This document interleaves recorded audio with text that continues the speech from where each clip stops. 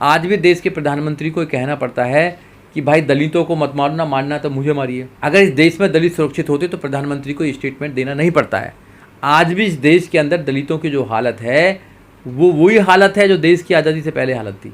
कुछ चंद लोग पढ़ लिख कर आगे आए हैं, अम्बेडकरवादी लोग संघर्ष कर रहे हैं, वो गलत का सामना करते हैं, उनकी आंखों में आंखें डाल कर उनसे सवाल करते हैं और सरकार की गलत नीतियों को लोगों को बताने का काम करते हैं, तो इनको वो चुभ रहा है कि भाई अम्बेडकरवादी लोग हमारी गलत नीतियों के खिलाफ क्यों बात करते हैं। सर बुद्धिजीवी वर्ग है उसको टारगेट करने का जो है बिल्कुल SC ST के बुद्धिजीवी लोगों को हमेशा से टारगेट किया गया है।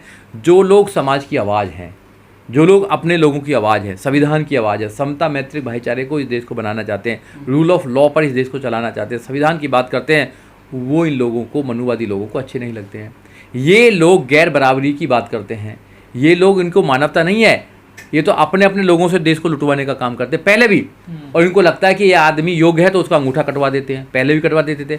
अब किसी को लगता है कि योग्य है तो उसको नौकरी से निकाल देते हैं, उसको कहते हैं कि भाई ये तो योग्य नहीं है, या उसके नंबर कटवा देते हैं। आज भी तो देश में ये हो रहा है। जातिवाद चरम पर है इस देश में। प्रधानमंत्री कहते हैं कि कैशलेस देश को बनाएंगे, हम कहते हैं सबसे पहले इस देश को कास्टलेस बनाइए, जाति लेस इस देश को बनाइए, जाति रहित इस देश को बनाइए। जाति अगर इस देश में रहेगी तो इस देश में ऐसे ही शोषण होता रहेगा। इस देश में जितना भ्रष्टाचार है किसी देश में नहीं है। आरक्षण का कॉन्सेप्ट है रिप्रेजेंटेशन का, एडुकेट रिप्रेजेंटेशन होना चाहिए हर समाज का।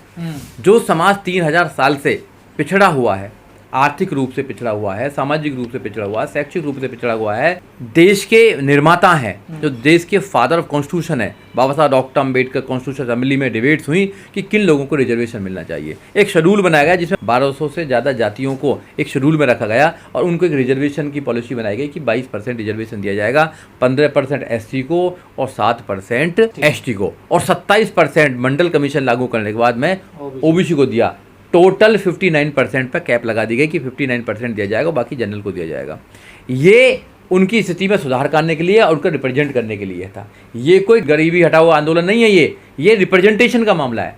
अगर कोई समाज से किसी आदमी का रिप्रेजेंटेशन नहीं होगा तो समाज का तो कभी भलाई नहीं हो पाएगा। कहते हैं ना आरक्षण से मेरिट खराब हो जाती है ना। कोई मेरिट खराब नहीं होती है, कोई भी मेरिट नहीं होती। एक भी दलित इंजीनियर बताओ जिसका पुल बनाया टूटा हो, बताइए आप।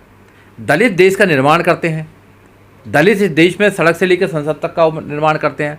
एक भी दलित बताइए जो 1000 करोड़ रुपया लूट कर भागा हो, बताइए ना आप। एक भी दलित बताइए जिसके पास में हजारों करोड़ रुपया हो। एक भी दलित बताइए जिसके पास फैक्ट्रियां, कंपनियां हो। सारे लोग कौन लूट कर भाग रहा है देश को? 8-8 हजार करोड़ रुपया लूट कर कौन भाग रहा है? कोई दलित नहीं भाग रहा, कोई OBC नहीं भाग रहा। मेरिट की बात करते हो? हम देश का निर्माण कर रहे हैं, सड़क से लेकर संसद तक हम बना रहे हैं, सारे काम देश में हम करते हैं। हमारे लोग सुबह सुबह निकलकर देश की सफाई करते हैं। गटर में कौन उतरता है? गटर में हम उतरते हैं। ये मशीन बना सकते हैं चंद्रमा में जाने के लिए, मगर गटर में उतरने की मशीन नहीं बना सकते। कौन कहता मेरिट नहीं है? अरे हमें इन्होंने मौका ही नहीं दिया कभी भी। अब संविधान के माध्यम से मौका मिल रहा है तो इनके पेट में दर्द हो रहा है। हम जब मुख्यमंत्री बनते हैं तो हमारा शासन, प्रशासन, अनुशासन बहुत अच्छा होता है। बहन जी जब मुख्यमंत्री उत्तर प्रदेश की बनी तो शासन, प्रशासन, अनुशासन बहुत अच्छा हुआ। बहन जी ने सबको न्याय देने का काम किया, नौकरी देने का काम किया, रोजगार देने का काम किया, जीरो बैलेंस पर एडमिशन कराने का काम किया। जब हम IAS, PCS, doctor, engineer, professor, जज, वकील बनते हैं तो मेहनत से काम करते हैं। हम मेहनत कश लोग हैं, हम देश से मोहब्बत करते हैं। ये देश हमारा है। ये तो इनके लोग तो देश को लूट कर लेके जा रहे हैं। पहले भी देश को लूटते थे, अभी भी देश को लूट कर ले जा रहे हैं। ये कहते हैं काला धन आएगा, कहाँ से, कौन लेगा काले धन को? बताइए। एक भी दलित का नाम बताइए जो काला धन लेकर गए हो यहाँ से। एक भी दलित का नाम बताइए जो हजारों करोड़ों का घोटाला करके बाहर विदेश भाग गया हो, बताइए।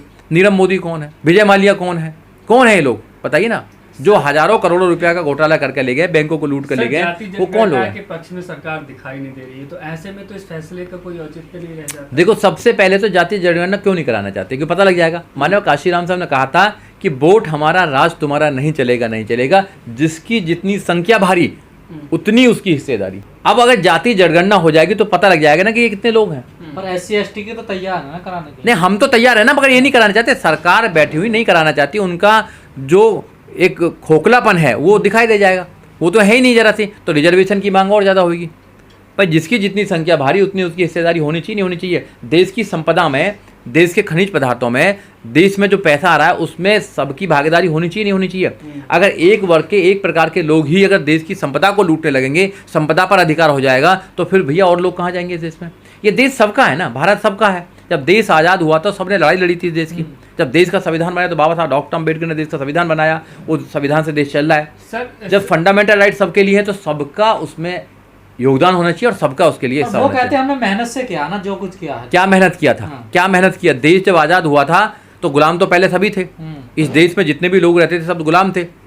15 अगस्त 1947 को सब लोग आज़ाद हो गए। आज़ादी होने के बाद में सबको बराबर का अधिकार मिलना चाहिए, संविधान जो कहता है। संविधान कहता है be the people of India, Bharat के लोग, फंडामेंटल राइट सबके लिए बराबर लोग हैं। आप एक समाज इतना आगे बढ़ जाता है, उस पर हजारों करोड़ों की संपत्ति हो जाती है, हर जगह वही दिखाई देते हैं 2-3 समाज के लोग, 2-3% लोग, और जो ज़्यादातर लोग हैं, जो मेहनत कश लोग हैं, किसान लोग हैं, मजदूर लोग हैं, वो लोग गरीब पे गरीब होते जा रहे हैं। ये पॉलिसी, कैसे संपत्ति इतनी ये बढ़ गई? पॉलिसी जो है, हाँ। ये पॉलिसी सरकार की गलत है। सरकार नहीं चाहती इस देश में लोग अमीर बने, सरकार नहीं चाहती इस देश में लोग पढ़े लिखे बने। सबसे पहले तो जो फंडामेंटल राइट्स एजुकेशन का आर्टिकल 21 ए कहता है 6 साल से लेकर 14 साल तक के बच्चे को फ्री एंड कंपलसरी एजुकेशन देनी चाहिए। सरकार ने प्राइवेट क्यों करा, बताइए आप, प्राइवेट क्यों करा। वन नेशन वन एजुकेशन होनी चाहिए। अगर गरीब का बच्चा भी बनेगा तो वो भी IAS PCS doctor engineer professor जज वकील बन सकता है, क्योंकि संविधान कहता है। तो आप क्यों एजुकेशन नहीं दे रहे हैं। आप जब एजुकेशन ही खत्म कर दी, 1-2% लोग कुछ पढ़ लिख कर अम्बेडकरवादी आ रहे हैं, वो नौकरी पर जा रहे हैं, नौकरी पर जाकर अपनी बात रखने का काम करते हैं, तो इनके पेट में दर्द है कि एक भी इंसान नहीं आना चाहिए। ये तो केवल सड़क साफ करने के लिए होनी चाहिए, ड्राइवर बनने के लिए होनी चाहिए, मजदूरी करने के लिए होनी चाहिए। क्या हम यही करते रहेंगे। अरे हम लोग टैलेंटेड लोग हैं, हम लोहे को गर्म करके उसका आकार बदलने के वाले लोग हैं, हम उस खानदान के लोग हैं, हम उस परिवार के लोग हैं जिन्होंने देश का संविधान बनाया। हम वो लोग हैं जब मेहनत करते हैं तो पहाड़ काट कर रास्ता बनाते हैं। जी सर, मांग तो निजी क्षेत्र में आरक्षण की हो रही थी, लेकिन अब जो है क्रीमी लेयर और वर्गीकरण करके जो है ये कहा जा रहा है आरक्षण खत्म कर। मेरा मानना है कि प्राइवेट होना ही नहीं चाहिए। सरकारी चीज़ें होंगी तो उसमें रिजर्वेशन पॉलिसी होगी, प्राइवेट में रिजर्वेशन पॉलिसी नहीं होगी। प्राइवेट कंपनियां लाला की दुकान होती हैं, वो चेहरा देख के, लाला की दुकान कैसे, चेहरा देख कर वो जमीन काम तो करते हैं। सरकार ने दी है ना, चेहरा देख के, हाँ चेहरा देख के करते हैं। तो किस किस को जमीन दी है पता ना आपको।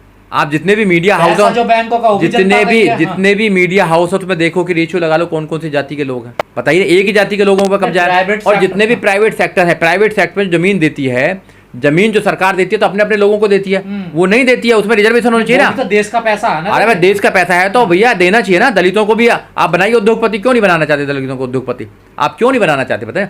आप एक समाज के उद्योगपतियों को लगातार पैसा देते रहते हो, उनको लोन देते रहते हो, उनके लोन को माफ़ करते रहते हो। अगर वो लेके भाग भी जाए तो कुछ नहीं करती आपकी सरकार। तो भैया सबको दीजिए ना आप। इस देश में SC ST OBC माइनॉरिटीज दलित OBC सबको देना चाहिए। आप क्यों नहीं देना चाहते, क्योंकि आपको पता है कि आपके बुजुर्गों ने उनको गुलाम बनाए रखना। आप भी उनको आर्थिक रूप से और शारीरिक मानसिक रूप से गुलाम बनाए रखना चाहते हो। मानसिक रूप से गुलाम बनाने के लिए आपने बाबा छोड़ रखे हैं, इकोनॉमिक गरीब बनाने के लिए आपकी पॉलिसी ऐसी है कि आप किसी को आगे नहीं बढ़ने देना चाहते। देखिए सबसे पहले तो कोई भी समाज बटा हुआ नहीं है। सब लोग जानते हैं कि सुप्रीम कोर्ट ने जो ऑर्डर दिया है, जजमेंट दिया है, वो सरासर गलत है। समय समय पर जो भी SC ST OBC के खिलाफ ऑर्डर देते हैं वो कहीं ना कहीं वायस होते हैं, कहीं ना कहीं वो संविधान के अगेंस्ट होते हैं। और ये जो ऑर्डर दिया है 1 अगस्त 2024 को जो ऑर्डर दिया है, जजमेंट दिया है, वो सरासर गलत है। ऐसा कोई वर्गीकरण नहीं हो सकता है और ना ही ऐसी कोई क्रिमिनल लग सकती है। सरकारों ने कहा भी है कि हम क्रिमिनल नहीं लगाएंगे, मगर सरकार पर विश्वास नहीं है, क्योंकि सरकार जो कहती है वो कभी करती नहीं है। ये सरासर गलत है और ये फूट डालो शासन करो। क्रिमिनल क्यों लगेगी? क्या जातिवाद खत्म हो गया, छुआछात खत्म हो गया, क्या अत्याचार खत्म हो गया? नहीं, बिल्कुल बिल्कुल बिल्कुल यही तो बात है। क्रिमिनल क्यों लगने चाहिए? जाति के नाम पर आज भी, मूंछों के नाम पर आज भी मारा जाता है, आज भी घोड़ी नहीं चढ़ने दी जाती है। एक IPS को भी आज सुरक्षा लेनी पड़ती है अपनी बारात निकालने के लिए। मटका छूने पर मर्डर हो जाता है। आज भी दलितों की स्थिति देश के अंदर कैसी है ये समझना पड़ेगा। और कहते हैं कि क्रिमिनल बनेगा, कौन क्रिमिनल है? दलितों के पास में तो अपने खाने पीने के लिए भी नहीं है। अरे उनकी स्थिति तो बहुत ख़राब है। इन मनुवादी लोगों ने 3000 साल तक गुलाम बनाए रखा और फिर भी अभी 70-75 साल में उनको जो छोटा रिजर्वेशन मिला है, थोड़ा सा रिजर्वेशन मिलकर उनकी स्थिति अच्छी हुई है, इनमें भी इनको पेट में दर्द हो रहा है। तो समझना पड़ेगा, समय समय पर हमारे लोगों को गुमराह करते हैं, हमारे लोगों के बीच में ऐसी फूट डालना चाहते हैं कि भैया आपस में लड़ते रहें और हम इस देश को लूटते रहें। ये प्लानिंग नहीं, फैसला देने वालों को पता नहीं है क्या? उनको लगता है कि सबको सब एक पता समान है, हो गए क्या? सबको पता है, मगर सब अंधा बांटे रेवड़ी अपने अपनों को दे। इस देश में जो न्यायालय हैं वो न्याय के लिए नहीं बैठे हैं, प्रॉब्लम क्रिएट करने के लिए बैठे हैं। हम तो नीचे डिस्ट्रिक्ट कोर्ट से लेकर हाई कोर्ट, सुप्रीम कोर्ट तक देखते हैं कि जो एडवोकेट्स हैं, जो अपेयर होते हैं हम जैसे लोग, जज वहाँ बैठे, जज का एक अपना ही कानून चलता है, अपना ही उनकी एक धुन है, वो अपने दिमाग से काम कर रहे हैं, कानून की कोई परवाह नहीं है। इतने पेंडिंग केस पड़े हैं, कोई परवाह नहीं है। लोग सालों सालों जेलों में रहते हैं छोटे छोटे, उनमें कोई जरूरत नहीं है उनको। भैया यहाँ जिनके पास पैसा है वो न्याय ले पाता है, जिनके पास पैसा नहीं वो न्याय नहीं ले पाता है। गरीब की स्थिति बहुत खराब है देश में। लेकिन सर कोर्ट से जो डिमांड की जा रही थी वो भी तो SC/ST के लोग ही कर रहे हैं।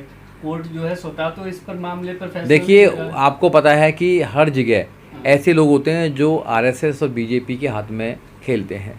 131 मेंबर ऑफ पार्लियामेंट भी SC/ST के ही हैं, मगर कोई बोल रहा है क्या?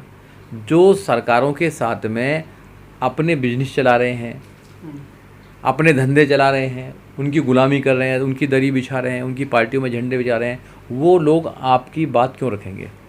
उनको इस्तेमाल करके वो आपके खिलाफ ही उनको खड़ा कर देते हैं। ऐसे जो केस होते हैं उनमें अपने लोगों का वो इस्तेमाल नहीं करते हैं, वो खासकर SC/ST का ही इस्तेमाल करते हैं। वो लोग ये तर्क दे रहे हैं कि जो बड़े बड़े शहरों में जाके रहने लगे हैं दलित और जो सफल हो गए, कामयाब हो गए हैं, वो गांव में पिछड़े इलाकों में जो दलित रह रहे हैं उनको जो है आगे आने का जो है अवसर नहीं मिल पा रहा है। भाई तुम क्या कर रहे हो? गवर्नमेंट क्या कर रही है? भाई गवर्नमेंट ने करना चाहिए जो एजुकेशन है, एजुकेशन फंडामेंटल राइट्स है, एजुकेशन तो आप दे नहीं पा रहे। रिजर्वेशन 3 जगह होता है, एजुकेशन में होता है, नौकरी में होते हैं। तो जब तुम किसी समाज को अगर एजुकेशन नहीं दोगे तो नौकरी कहाँ से लगेगी? नौकरी में आप डिनाई कर देते हो। आज भी बैकलॉग है बहुत ज़्यादा, बैकलॉग को तुम भर नहीं रहे हो। जो नौकरियाँ मिलनी चाहिए थी दलितों को, SCयों को, वो तुमने पूरी नहीं दी है। तो पहले तो उनको पूरा करो। अगर तुम्हारी नीयत इतनी साफ़ होती, गवर्नमेंट की नीयत साफ इतनी होती, तो दलितों का जो पैसा आता है उनके डेवलपमेंट के लिए, उसको तुम सड़क में लगा देते हो और धंधों में लगा देते हो। उनका डेवलप ही नहीं कर पा रहे हो। तो ये सरासर गलत है। क्रीमी लेयर का पैमाना क्या होगा? ये तो सुप्रीम कोर्ट को क्यों दिया गया? ये तो सुप्रीम कोर्ट को पूछना चाहिए, क्रीमी लेयर का पैमाना क्या होगा। भाई उनकी पास में कौन सी लिस्ट है, किनका सर्वेक्षण कीजिए। नहीं तो पहले सर्वेक्षण करना चाहिए, उसके बाद ऑर्डर करना चाहिए था। पहले ऑर्डर की जल्दी लगी पड़ती है उनको तो, कि ऑर्डर करो उसके बाद में भाई सर्वे होगा। पहले किसी चीज़ का सर्वे करते हैं कि हाँ किस जाति को क्या करना है, सर्वे नहीं करते हैं। ना तो EWS में सर्वे किया था, ना इसमें किया था, और ऑर्डर दे देते हैं। देखिए ऐसा है, इस देश में दलितों की स्थिति आज भी बदते बदतर है। उनके पास रहने के लिए मकान नहीं है, खाने के लिए कोई सामान नहीं है, पढ़ाई के लिए उनके पास पैसे नहीं है, पढ़ाई को वो इतना महंगा कर रहे हैं, सब प्राइवेट कर रहे हैं। जो छोटी मोटी नौकरियां रिजर्वेशन से मिलती थी उसको ही प्राइवेट करके ख़त्म करने का काम कर रहे हैं। फिर तुम्हें दोबारा इस देश के दलितों को, इस देश के SC/STयों को दोबारा फिर सरकार, मनुवादी सोच की सरकार आपको आर्थिक गुलाम बनाने के लिए तैयार कर रही है। कि क्या बगैर किसी आंकड़े के, जाति जनगणना के, क्या ये आदेश जो है वो लागू कर सकती है राज्य? बिल्कुल नहीं कर सकती। वही तो मैं कह रहा हूँ, राज्य को पावर देती है, राज्य को तो पावर ही नहीं है। SC/ST लिस्ट में अगर कोई परिवर्तन कर सकता है तो वो राष्ट्रपति या संसद कर सकती है। 341 ये सरासर कहता है। मगर सुप्रीम कोर्ट नई नई थ्योरी लाकर हमारे जो समाज के लोग हैं, जो 1200 जाति की मिलाकर शेड्यूल बनाया था बाबा साहब डॉक्टर अम्बेडकर ने, उनको प्यार से रहने के लिए बात की थी, उनके उद्धार के लिए बात की थी, उनमें आपस में घृणा, आपस में नफरत फैलाना चाहती है।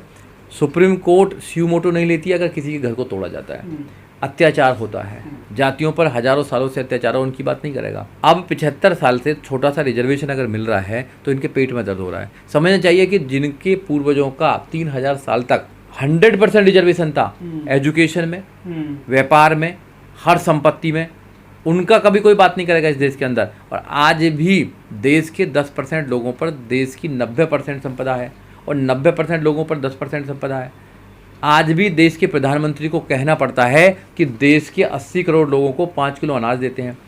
अगर देश के लोग इतने संपन्न होते तो 5 किलो अनाज देकर तुम उनका वोट नहीं खरीद लेते, उनका वोट नहीं लूट लेते।